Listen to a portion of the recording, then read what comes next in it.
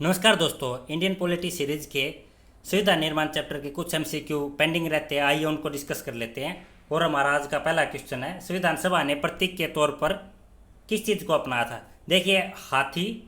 संविधान सभा ने हाथी को सिंबल के तौर पर अपनाया था। आप याद रखिए, वन लीनियर क्वेश्चन में यह ज़्यादातर एग्जाम में ऐसी चीज़ों को पूछा जाता है।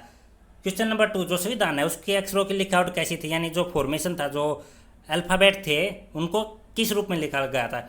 देखिए, भारतीय संविधान को न तो कोई टाइपिंग के द्वारा टाइप किया गया था, न ही किसी दूसरी तरह से इसको किसी सॉफ्ट कॉपी में लिखा गया था, टाइप किया, बल्कि जो भारतीय संविधान था उसका हाथों से सुलेखन किया गया था। और जो इसके अक्षरों की जो बनावट थी, लिखावट थी, वो इटालिक फॉर्मेशन में की गई थी। किस फॉर्मेशन में? इटालिक में। देखिए, जो भारतीय संविधान है उसकी जो ओरिजिनल कॉपी हैं वो अभी भी भारतीय संसद में हीलियम के गुब्बारों में भरकर उनको रखा हुआ है। क्वेश्चन नंबर 3, भारतीय संविधान को किसके द्वारा लिखा गया था। भारतीय संविधान को प्रेम बिहारी नारायण रामजदा के द्वारा लिखा गया था। देखिए, जब इनसे पूछा गया कि आप भारतीय संविधान को लिखने के बदले क्या लोगे, तो इन्होंने बोला था कि इनको कुछ नहीं चाहिए, इनको बस जो संविधान का प्रत्येक पेज है उसके ऊपर बिल्कुल छोटे अक्षरों में अपना नाम लिखना है, तथा अंतिम पेज पर इनको अपने दादाजी का नाम लिखने की इजाज़त मिलनी चाहिए। उसके बाद देखिए क्वेश्चन नंबर 4, भारतीय संविधान सभा के कॉन्स्टिट्यूशनल एडवाइजर या संवैधानिक सलाहकार कौन थे। BN राव जी भारतीय संविधान सभा के कॉन्स्टिट्यूशनल एडवाइजर थे। बढ़ते आगे, क्वेश्चन नंबर 5, निम्नलिखित में से किसे भारतीय संविधान सभा का चीफ ड्राफ्टमैन नियुक्त किया गया था। HVR अयंगर, इनको भारतीय संविधान सभा का चीफ ड्राफ्टमैन यानी मुख्य प्रारूपकर्ता नियुक्त किया गया था। आप ये बताइए, जो प्रारूप समिति थी संविधान की, उसमें कुल कितने सदस्य थे तथा इसके अध्यक्ष का, चेयरमैन का नाम क्या था। आप कमेंट करके बताइए अगर आपको पता तो। हमने पिछले वीडियो में इस चीज़ को डिस्कस किया। निम्नलिखित में से किन आधारों पर भारतीय संविधान, देखिए यहाँ पे आप संविधान सभा कर लीजिए, संविधान सभा की आलोचना की जाती है। देखिए, 5 से 6 आधारों पर मेनली संविधान सभा की आलोचना की जाती है। जैसे वैश्विक मताधिकार के आधार पर सदस्यों का चुनाव न होना।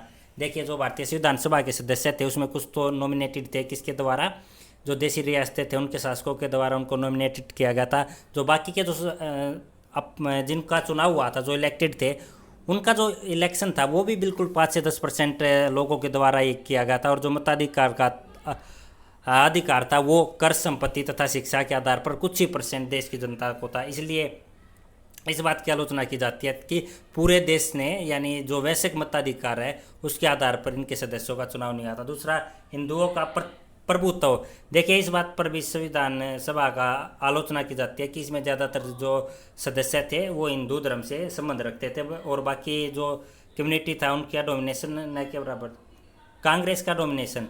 देखिए, इस बात को बार बार उठाया जाता है कि जो संविधान सभा थी उसमें जो ग्रैनविल ऑस्टिन है, अमेरिका संविधान विशेषज्ञ, उन्होंने भी इस बात को बोला कि जो उस समय जो कांग्रेसी भारत थी और भारतीय कांग्रेस था, यानी यह एक दल के द्वारा भारतीय संविधान की का निर्माण किया गया था।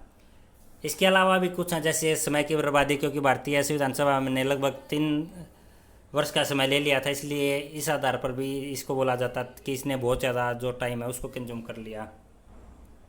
एक दूसरा आधार है जो आलोचना का, वो है कि जो वकील तथा राजनीतिज्ञ थे उनका बहुत ज़्यादा डोमिनेशन था, और जो वकीलों की ज़्यादा उपस्थिति के कारण जो भारतीय संविधान है उसका कॉम्प्लिकेटेड रूप बताया जाता है। बढ़ते अगले क्वेश्चन की तरफ, राज्य समिति, राज्यों से समझौता करने वाली समिति के अध्यक्ष कौन थे। देखिए, जो संविधान सभा थी उसकी टोटल 8 मेजर कमेटी थी। सबसे पहले उनको देखते हैं। उसके बाद ज़्यादातर एग्जाम में इन समितियों से इनके अध्यक्ष के बारे में जनरली पूछ लिया जाता है, तो इनके नाम आपको जानना जरूरी है, और इनके अध्यक्ष भी। देखिए, जो संघ समिति थी, संघ शक्ति समिति, उसके अध्यक्ष थे जवाहरलाल नेहरू जी। संघीय संविधान समिति के भी जवाहरलाल नेहरू जी, और राज्यों के लिए समिति के भी जवाहरलाल नेहरू जी। यानी जो 8 मेजर कमेटी थी उसमें से जो 3 जो कमेटीज थी, समिति थी, उनके अध्यक्ष कौन थे? जवाहरलाल नेहरू जी।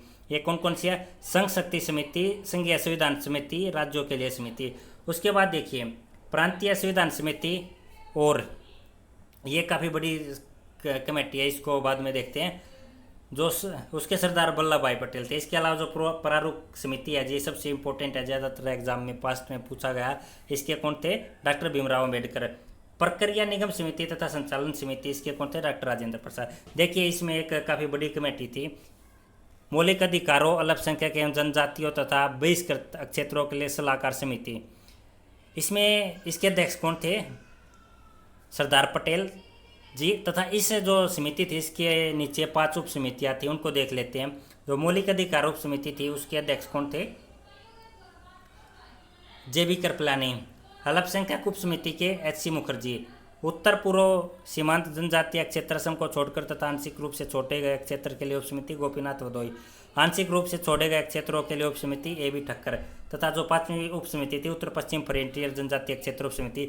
देखिए ये जो उप समितियाँ थी ये 1947 जो जून 1947 है उससे पहले बनाई गई थी, लेकिन बाद में जो ये उत्तर पश्चिम फ्रंटियर क्षेत्र जो बलूचिस्तान तथा इसके सिंध वाला क्षेत्र था वो पाकिस्तान में चला गया था, इसलिए बाद में इस कमेटी को पहले तो फॉर्म किया गया था, लेकिन यह कभी भी अस्तित्व में नहीं आई थी, इसलिए इसके कोई भी अध्यक्ष की नियुक्ति ही नहीं हुई थी। हमारा आज का लास्ट क्वेश्चन है, विधानसभा के सचिव का क्या नाम था? देखिए LN मुखर्जी जी को विधानसभा का सचिव नियुक्त किया गया था। इसी के साथ हमारा जो संविधान निर्माण का चैप्टर है उसके हमने 2 वीडियो में उसका थ्योरेटिकल पार्ट देखा था 2 वीडियो में अराउंड 40 के आसपास हमने इसके क्वेश्चन किए हैं। इसी के साथ हमारा यह चैप्टर भी खत्म होता है और आज की वीडियो भी खत्म होती है। Thank you for watching.